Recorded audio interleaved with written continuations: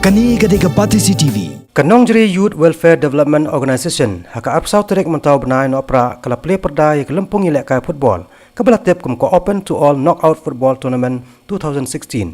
hamadan kebadan haka snong nongjeri serdarship ya gani ke lempung la play perda do ba agent star Kurkalang ubadai youth president ke BGP haringkat ke jidan lang usirdar uba Napoleon Siege lem kiwi Hakani kesengi la penha perdana ru ya kawai pat keje kop ke balatep kum ke under 12 knockout football tournament kabla penya dekenihi kesenjuk.